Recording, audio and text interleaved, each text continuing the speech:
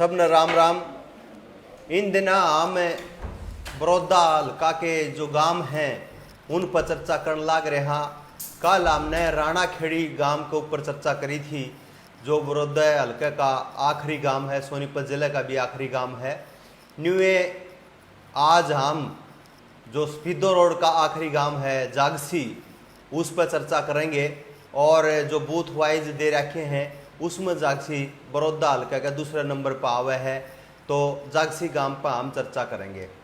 जागसी गांव मूल रूप से सहरावत गोत के जाटा का खेड़ा है, और जो ये सहरावत हैं जागसी के, ये दिल्ली की महरौली से आए थे। दिल्ली की महरौली से आए थे। लगभग 850 साल पुराना जो है ये गांव माना जावे है, और 850 साल का पुराना गांव समय में लगभग महरौली से दो सहरावत भाई आए, एक खंदराई, एक ने खंदराई बसाया और जागेराम ने जागसी बसाया। अब सहरावत गोत तय जागसी का जो है, और जो मुख्तियारी थी दादी मुख्तियारी कौए हैं, उन वो कुछ समय बाद अपने दो भतीजा ने ले आई। वह सूरा में जो सूरा तो ही उनका जो वह सूरा थी, तो अपने भतीजा ने ले आई। इस प्रकार सूरा आए। तो जागसी जो गांव है वो उसमें 60% सहरावत हैं और 40% में सूरा हैं। दो पान्य हैं, सहरावत और सूरा, और दो पंचायत हैं। और जब पंचायत की उसने देखेंगे हम इस गांव ने, तो जागसी सहरावत और जागसी सूरा जो है पंचायत आपने दिखाई देंगी गूगल पे, या कितने भी सर्च करोगे और नक्शे में या पंचायत के रिकॉर्ड में देखोगे, तो ये दो गांव आपने नजर आओगे। दो पंचायत होंगी, एक जागसी सहरावत और एक जागसी सूरा। तो हम जागसी गांव पे चर्चा करेंगे। बड़ौदा हल्का का गांव है और बिल्कुल देहात का, किसान का, ग्रामीण और कृषि का गांव है। और भी बहुत सी जात हैं जो जाति हमारे यहाँ होया करती, जिन्हें पहले 36 जात कहा करते। वो गिनती में 36 जात तो नहीं होती, पर वो 36 जात की बात करी जावे है। तो इस गांव में और भी जाति हैं जो वो मूल रूप से जाट हैं, किसान हैं। इन जातियों के अलावा और भी जाति जो हैं इस गांव में रवे हैं। तो आम जागसी के ऊपर जिक्र करेंगे। जागसी की जो आबादी है वह जो सेंसस होया जब लगभग 2000 के आसपास से, उन दिनों जब जनसंख्या गणना हुई, तो उस टाइम में 8000 का आसपास सी लास्ट जनगणना में इस गांव की थी। इब 10,000 और 9,000 और 10,000 के बीच में आम कुल आबादी जागसी गांव की मान सका। हाँ, लगभग 10,000 का करीब, 9,000 और 10,000 के करीब इस गांव की आबादी जो है वो होगी। लगभग इतनी आबादी है। महरौली तो आए थे। अब दिल्ली के महरौली जो है, अगर इस गांव का निकास माना जावे तो महरौली तो इस गांव का निकास है। और ये पुरानी जो चीज़ हैं ये आज ख़त्म होने लग रही हैं। इनके बारे में नई पीढ़ी ने, हमने हमारे कई जो मित्र हैं उनने हमारे तो जो जानकारियाँ जुटाई, उन जानकारियों का आधार पर आम थारे तो चर्चा करने लग रहा। दो पंचायत हैं और गांव के लगभग 30,000 बीघे ज़मीन है। जो बुटाना ब्रांच है वो उसका पानी लागे है, और तकरीबन थड़िया ने छोड़ कर, जो ऊंची धरती हैं जिसको थड़ी की कहा करें, उसने छोड़कर तकरीबन धरती में मीठा पानी इस गांव में लागे है। तो खेती भी बढ़िया आवे है। और न्यून देखोगे या पूरी की पूरी बेल्ट से जीरी बेल्ट की तरफ बढ़ती चली जाएगी। जो सफीदम है या ये जो जागसी गांव है, इसकी स्थिति जब आप देखोगे तो इसका एक तरफ जींद लागे है और दूसरी तरफ इसका जो है पानीपत जिला लागे है। तो ये जो पूरा एरिया आगे बढ़ता चला जाओगा, आप इसमें देखोगे कि ये धान की खेती होनी शुरू हो जाए है। लगभग यूँ देखोगे कि हाड़न नहर आवड़ा, यमुना तो नहर लेकर कान लाग रही है। यमुना की तलहटी की तरफ ये एरिया आगे आगे आगे बढ़ता चला जावे है, और इसमें धान की खेती जो है वो होनी शुरू हो जावे है। तो जागसी जो गांव है उसमें अच्छी फसल हुए हैं, गेहूं भी और ईख और धान। मुख्य रूप से पानी की खेती का अगर कोई माने तो सबसे ज़्यादा जो पानी की खपत हमारा इस एरिया में हुआ है वह धान में हुआ है।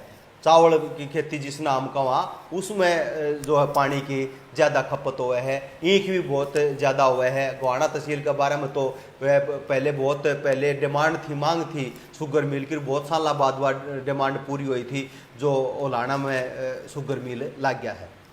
तो यू गांव है और एक जो इस गांव में जाने का रास्ता है वो है, जो आप इस रोड पर जाओगे गोहाना तो जीन जो रोड जाएगा तो उसका कुछ गोहाना तो पार करते ही रामशरणम आगे, रामशरणम आश्रम तो आगे ले करते ही सफेदो रोड जो सज्जा हाथ ने यानी 16 हाथ ने रोड पाटेगा, वो जो सफेदम रोड है उस पे यू मतलब पहले बिचपड़ी और बिचपड़ी के बाद जो है जागसी आवेगा।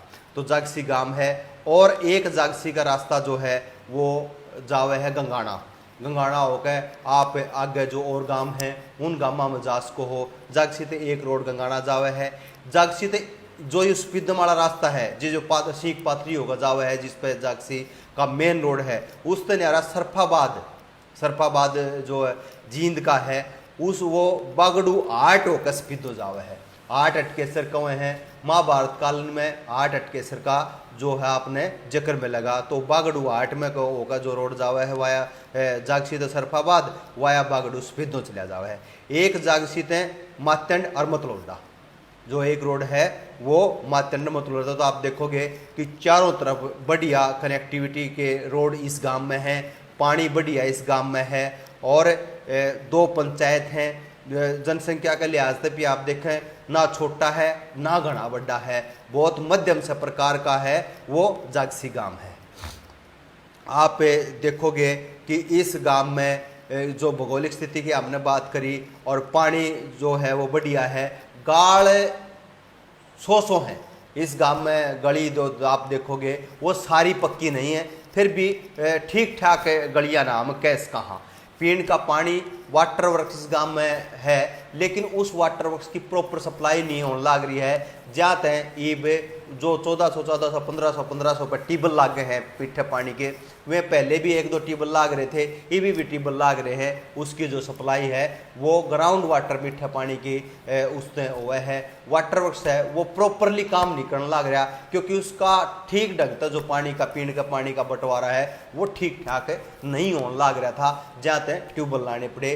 तो आमन्यू कैस कहाँ पीने के पानी की कई गांवों में तो किल्लत हुआ है। किल्लत तो इस गांव में कतई नहीं है, लेकिन उसने मिसमैनेजमेंट की अव्यवस्था की दृष्टि से हम देखा तो वो मतलब सब न सही ढंग तक पहुंच पावे ऐसी व्यवस्था कमे है। गांव में यह बड़ी बड़ी विडम्बना है कानूनी दृष्टि से या उस अनुशासन की दृष्टि से। आप देखोगे किन्ने गांव में आप देखोगे तो पानी न्यू का न्यू पीने का पानी गाड़ा में चलता पाओगा, लोग है ना डांगर नुहांदे पाओगे, पानी की जो है वो दुरुपयोग होता पाओगा। लेकिन सही बंटवारा हो जाए सही हो जाए तो सब ने जिनके ऊंचे पर घर है या और जिनके न्यूनयान घर हैं गांव में उनने भी पानी मिल सके है। इस प्रकार की कुछ मतलब आम ये इस दृष्टि देखा तो अधिक दिक्कत मानस कहाँ कि मतलब किल्लत तो नहीं है, लेकिन कुछ लोगों को दिक्कत भी है जो दूर करी जानी चाहिए। ये जागसी की स्थिति है। 2 स्कूल हैं सरकारी यानी एक जो लड़कियों का स्कूल है वो 10वीं तक है और जो लड़कियों का स्कूल है वो 12वीं तक है। 4 और 5 प्राइवेट स्कूल इस गांव में काम करने लग रहे हैं। वो मुश्किल तक कोई 10वीं तक की मान्यता का होगा, बाकी दूसरे स्कूलों की मान्यता तय वो पढ़ावे हैं या जो भी है वो किसी दौरा 5वीं की मान्यता और किसी दौरा 8वीं तक की मान्यता है।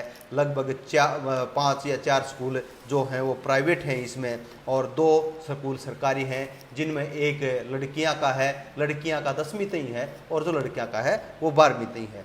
गांव में डाक खाने की ब्रांच है, मेन डाक खाना इस गांव का बेटाना में है और आज इतनी जनसंख्या बढ़ गई है तो मेन डाक खाना भी यहाँ स्थापित किया जा सका है। ब्रांच की बजाय एक डाक खाना पूरा यहाँ पे इतनी का आबादी का गांव यू है कि यहाँ पे एक डाक खाने का काम हो और लोगों ने किसी प्रकार की दिक्कत ना हो। बैंक हैं और पहले टावर नहीं थे, ईबे मोबाइल वगैरह के मुलायम तो प्राइवेट काम ज़्यादा जब से बढ़ा है तो मोबाइल के टावर वगैरह भी हैं। अस्पताल अजय इस गांव में एक गजब की बात और है कि किते किते पाओगे आपने इस गांव में अस्पताल है, पशुओं का अस्पताल है और आदमियों का अस्पताल है। उसके साथ साथ यूनानी चिकित्सा का अस्पताल जागसी में है, जो आपने हर एक जगह नहीं पाओगा। जागसी गांव में यूनानी चिकित्सा का भी अस्पताल है, लेकिन उसके बावजूद भी जो डायग्नोस की चीज़ें होती हैं गांवों में सबसे बड़ी दिक्कत क्या आने लग रही है, जो जिसको निदान कहते हैं, मतलब उसका डायग्नोज जो प्रॉपर चेकअप जो है, अल्ट्रासाउंड से लेकर एक्सरे से लेकर खून टेस्ट से लेकर जो छोटे छोटे टेस्ट हैं, घने बड़े नहीं रहे आजकल, वो बहुत बड़े टेस्ट नहीं रहे, वो इतने आदमी की एक लैब का काम होता है गांव में, उनको इस चीज़ों के लिए शहर में आना पड़ता है। तो इस गांव की जनसंख्या को देखते हुए, क्योंकि गोहाना से दूर पड़ता है, लगभग 15-16 किलोमीटर यू गांव पड़े है, और लिंक रोड पर हम कैसे कहाँ सब द्वारा इस प्रकार के साधन नहीं हो सकते कि उन द्वारा बेहतर परिवहन की जो सुविधा है सरकारी उस पर नहीं हो सकती, और प्राइवेट सब द्वारा अपने जो हैं निजी वाहन नहीं हो सकते। तो इसलिए उड़े जो है एक लैब होनी चाहिए। पीएचसी है लेकिन डॉक्टर नहीं है। हमने जो बातें करी वहाँ पीएचसी तो है लेकिन डॉक्टर ढंगते रहते नहीं, आ ध्यान वहाँ पे खाली व्यवस्था रहे है, बिल्डिंगें हैं, नाम पे पीएचसी है, लेकिन वह प्रॉपर जो है काम करने वाली होनी चाहिए। इस प्रकार की चीज़ है। लेकिन इस गांव में जो बात हुई मेरी लोगों से, हमारे पास जो स्थिति आई और जो हमने बात का बेरा ला गया, उस तो नहीं ला गया, संसाधन तो है लेकिन वो संसाधन किते न किते अव्यवस्था है, मतलब मिसमैनेजमेंट है, उसको प्रॉपर तरीके से ठीक ढंग से कराया जाना चाहिए, ऐसा वो है। हमने पहले आप लोगों से बताई कि आड़े जो है बुटाना ब्रांच, इसका बुटाना ब्रांच लागे है और बुटाना ब्रांच का पानी लागे है, जिससे थली के खेता ने छोड़ के बाकी के खेता में पानी पहुँचा है। पानी तो पहुँचा है लेकिन इस गांव में अनाज मंडी नहीं है। बिचपड़ी गांव में आकर बिचपड़ी में या फिर कुराना देखोगे ऐचरा वगैरह गाँव में, ये इस गांव के लोग हैं वो अनाज डालने जाएंगे, मतलब जो किसान हैं इस गांव में ना, जब खास कर धाना का और गेहूँ का टाइम तो याडे पे अनाज मंडी चाहे अस्थायी रूप से हो, इस गांव में अनाज मंडी होनी चाहिए, क्योंकि कृषि के रूप से समृद्ध गांव है, नहर लाग गए है, जमीन बढ़िया है, खेती बढ़िया हुआ है, तो फसल बढ़िया हुआ है, तो याडे मंडी होनी चाहिए। कुआने तो 15-16 किलोमीटर है, किसान को दिक्कत हुआ है, तो ये किसान की एक दिक्कत है। मैं कहने लग रहा कि चीज़ें अव्यवस्था ज़्यादा है वहाँ पे। गांव में देखोगे तो गांव ठीक ठाक है, साधन संपन्न है। अनाज मंडी की जो बात है वह हमने करी। बात करते हैं गांव में से बहुत फ्रीडम फाइटर रहे हैं, स्वतंत्रता आंदोलन में आज़ाद हिंद फौज से मैं भी भाग लिया है, और एक नाम मुझे याद आते हैं चौधरी चंदगीराम जो हैं जागसी वाले, उनका अच्छा नाम था स्वतंत्रता सेनानियों में, और वो इस एरिया के उस क्षेत्र के जो स्वतंत्रता और गांवों का जब हम जिक्र करेंगे, मेरे दादा खुद स्वतंत्रता सेनानी थे, चौधरी चंदगीराम उनके मित्र होते थे। चौधरी चंदगीराम और मेरे दादाजी इकट्ठे कई बार जेलों में इकट्ठे रहे हैं। तो चौधरी चंदगीराम के बेटे HCS होते थे, आज हमारे बीच में नहीं है, स्वर्गीय हो गए। तो शंकरलाल सहरावत जी, चौधरी शंकरलाल सहरावत जी सुप्रीम कोर्ट बार एसोसिएशन के मेंबर भी थे और वो HCS भी थे। और चौधरी जो शंकरलाल सहरावत थे वो एरिया की हिस्ट्री के बारे में, क्षेत्र के उन चीज़ों के बारे में, गोहाना तहसील के बारे में, इन चीज़ों के बारे में बहुत ज़्यादा वो, क्योंकि चंदगीराम जी थे वो स्वतंत्रता सेनानी थे और वो वहाँ के उस टाइम के पढ़े लिखे थे। शंकरलाल जी HCS थे, तो वो चीज़ों को समझते थे। गाँव की कई सुविधाओं में भी उनका योगदान रहा है। गांव के जैसे जो बिद्रोह निकलती है, ड्रेन निकलती है, गांव का जो गंदा पानी है उसका नाला उस बिद्रोह में पड़े, ये कुछ काम चौधरी शंकरलाल सहरावत जी के रहे हैं। उनके भाई हैं इंद्र सिंह सहरावत, वो गोहाना जो है वकालत करते हैं। और इस गांव से बहुत पहले बड़ा नाम हुआ है चौधरी देवकराम जी का। जो पुरानी राजनीति के बारे में जानते हैं उन्हें पता है कि चौधरी देवकराम चौधरी देवीलाल के रहे, वो विभिन्न पदों पर रहे और उन्होंने DAV से शिक्षा प्राप्त करी और दिल्ली से उन्होंने LLB करी थी चौधरी देवकराम ने। चौधरी देवकराम का बड़ा नाम रहा है, वो हरियाणा के खाद्य बोर्ड के भी चेयरमैन रहे चौधरी देवीलाल की गवर्नमेंट में। तो चौधरी देवकराम जो है इस गांव से रहे हैं। सत्यपाल जैन राजस्थान में IPS रहे इस गांव से, वो जैन। और गजब की बात यह है कि उनके सत्यपाल जैन जी के पिताजी थे, वो जागसी गांव में अभी कुछ समय पहले तक जागसी गांव में रहते थे। सत्यपाल जैन जी के जो पिताजी थे, और सत्यपाल जैन जी अब भी शायद बाहर रहते हैं, गांव में तो नहीं रहते, लेकिन उनका पैतृक गांव आज भी जागसी में है। वो बहुत पुराने समय के IPS थे सत्यपाल सत्यनारायण जैन जी। और अभी पंजाब हरियाणा हाई कोर्ट में इसी गांव से राजवीर सिंह, जस्टिस राजवीर सिंह हैं, वो पंजाब हरियाणा हाई कोर्ट में जस्टिस हैं। बहुत बड़ी बात है कि ग्रामीण क्षेत्र थे, तो हम कह सकते हैं कि यहाँ से राजनीति में, और बड़ी बात बड़ौदा हल्का से यहाँ से चौधरी मतलब 2 MLA रहे हैं, पहले मामचंद रहे हैं और उसके बाद भलेराम रहे हैं। 2 व्यक्ति जागसी के बड़ौदा हल्का के विधायक रहे हैं। भलेराम 2 बार जो है बड़ौदा हल्का से उन्होंने प्रतिनिधित्व किया है भलेराम ने। तो इस गांव से 2 व्यक्ति विधायक भी बड़ौदा हल्का के बने हैं। तो ये गांव समृद्धता की दृष्टि से आप देखेंगे तो गांव जो है वो समृद्ध गांव है, और जो चीज़ें हैं वो ठीक ठाक हैं। लेकिन जो अव्यवस्था सी है, कुछ अव्यवस्थाएं हैं, शिक्षा का जो है सत्र सुधरना चाहिए। शिक्षा अब आज जो है सरकारी स्कूलों की हालत अच्छी नहीं है। जो साधन संपन्न से लोग हैं वो अपने बच्चों को गंवाना वगैरह, तो वहीं पे शिक्षा के जो हैं अच्छे साधन होने चाहिए। और कहीं ना कहीं गांव वाले ये भी सोचते हैं कि जो लड़कियों का स्कूल है वो भी 12वीं तक का हो जाना चाहिए, और लड़कियों के स्कूल की तरह जो लड़कियों का स्कूल 10वीं तक है वो भी 12वीं तक का हो जाना चाहिए। जो गांव की गलियां हैं वो गलियां पक्की होनी चाहिए। कुछ जो चीज़ें जो रही हुई हैं, वह जो गंदा नाला उसमें ड्रेन में डलता है उसका और भी बेहतर तरीके से प्रबंधन हो सकता है, मैनेजमेंट हो सकता है। गांव का जो वाटर वर्क्स है उसका प्रॉपरली फंक्शन हो सकता है। वो बहुत पहले आप देखेंगे कि उसकी लागत आज से बहुत साल पहले 55 लाख रुपए के करीब लागत थी। बड़ा प्रोजेक्ट है, गांव में लग गया था। वो इस गांव की पूरी जो पीने के पानी की व्यवस्था है उसको किया जा सकता है, क्योंकि एक तो गांव के नहर लगती है, इसलिए नहर का पानी आ सकता है। उस वाटर वर्क्स को सुचारू रूप से चलाने की ज़रूरत है। अस्पताल है उसमें डॉक्टर रहे डांगरा के अस्पताल में और आदमियों के अस्पताल में, और वहाँ पे उन PHC के अंदर अच्छी लैब वगैरह जो है वो एस्टैब्लिश हों। लोगों में जागृत जो आप देखेंगे जागरूकता की कमी है कहीं ना कहीं। और हमारी बातें हुई हैं जिस प्रकार से कृषि के रूप में आगे है ये गांव, यहाँ पे कृषि वैज्ञानिक और इस प्रकार के हमने पूछा कि आते हैं या गांव वालों को बताने आते हैं कैसी फसल बोनी चाहिए, कैसे बीज, और इस प्रकार की जो जागरूकता है वो होनी चाहिए इस प्रकार से। क्योंकि ये गांव बहुत जल्दी इस प्रकार के जो गांव हैं, जो कल हमने राणा खेड़ी का जिक्र किया था और आज हम जागसी का जिक्र कर रहे हैं, इस प्रकार के जो गाँव हैं ये थोड़ी सी सहायता के साथ, थोड़ी सी जागरूकता के अनुसार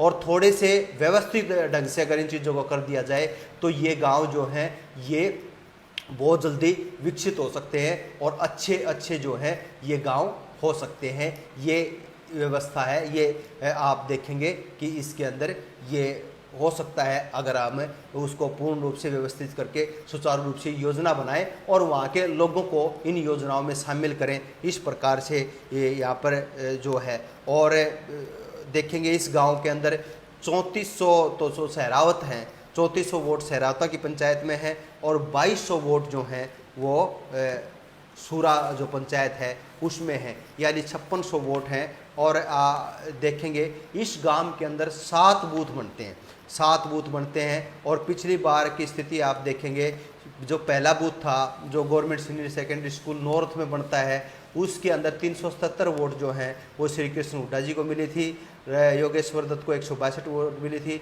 भूपेंद्र को 179 वोट मिली थी, नरेश को 1 वोट मिली थी और जोगेंद्र मलिक जो NLD के उम्मीदवार थे उनको 5 वोट मिली थी। और जागसी का दूसरा बूथ है जो वो है GSS मिडिल नॉर्थ में, उसके अंदर 367 वोट मिली थी श्री कृष्ण हुड्डा को और 66 वोट मिली थी 133 वोट मिली थी योगेश्वर दत्त को और 254 वोट मिली थी भूपेंद्र को, नरेश को 2 वोट मिली थी और जोगेंद्र को 1 वोट मिली थी। अगला जो वो है उसके अंदर 288 वोट हैं, 288 वोट मिली थी श्री कृष्ण जी को और 133 योगेश्वर दत्त को, 2 से 12 भूपेंद्र को और नरेश को कोई वोट नहीं थी, जोगेंद्र मलिक को इस बूथ पे कोई वोट नहीं थी। जागसी जो गवर्नमेंट प्राइमरी स्कूल है वो SC की चौपाल है जो उसके अंदर 44 मिली थी श्री कृष्ण हुड्डा जी को और 133 मिली थी योगेश्वर दत्त को और भूपेंद्र को मिली थी 112। नरेश को कोई वोट नहीं थी और जोगेंद्र मलिक को कोई वोट नहीं थी। जैक से जी government senior secondary primary section के 386 वोट मिले थे श्री कृष्ण हुड्डा जी को और 78 वोट मिली थी योगेश्वर दत्त को और भूपेंद्र को मिली थी 179 वोट मिली थी और 45 वोट मिली थी जोगेंद्र को। और अगले बूथ पे जागसी के जो ये गांव है जीपीएससी एससी चौपाल में 24 वोट मिली थी श्री कृष्ण हुड्डा को और 176 वोट मिली थी योगेश्वर दत्त को और भूपेंद्र को 32 और नरेश को 16 और जोगेंद्र। इस प्रकार से देखेंगे कि इसके जो 7 बूथ हैं उनमें से 2 बूथों को छोड़कर बहुत भारी वोट श्री कृष्ण हुड्डा जी को मिली थी। तो कहीं ना कहीं किसानों में और एक जाति विशेष में हम भी कह सकते हैं यहाँ पे कांग्रेस का यानी और हम कहें कि क्षेत्र के अंदर भूपेंद्र हुड्डा का जो है इस गांव के अंदर कहीं ना कहीं वर्चस्व है और ये स्थिति है यहाँ पे इस गांव की राजनीतिक स्थिति है, ये इस गांव की सामाजिक स्थिति है और इस गांव की समस्याओं के बारे में हमने जो भी साथी हमारे साथ जुड़े हैं हम उनका सबका धन्यवाद करते हैं, सबको हाथ जोड़ के राम राम करते हैं। मैंने आप लोगों से कहा कि कई बार नाम जिनके नहीं ले पाता हूं मैं एक बार ही सबको प्रणाम कर देता हूं, सबको राम राम करता हूं और आप हमारे साथ जुड़े रहिए और हम इसी प्रकार से बड़ौदा के तकरीबन से हमारी कोशिश ये रहेगी कि हमें जानकारी मिलते रहें और जब तक ये उपचुनाव की स्थिति आती है तब तक हम इन गाँवों को कर लें ताकि इन गाँवों की समस्याओं के बारे में और इन गाँव की जानकारी सबको मिले। सबको राम राम।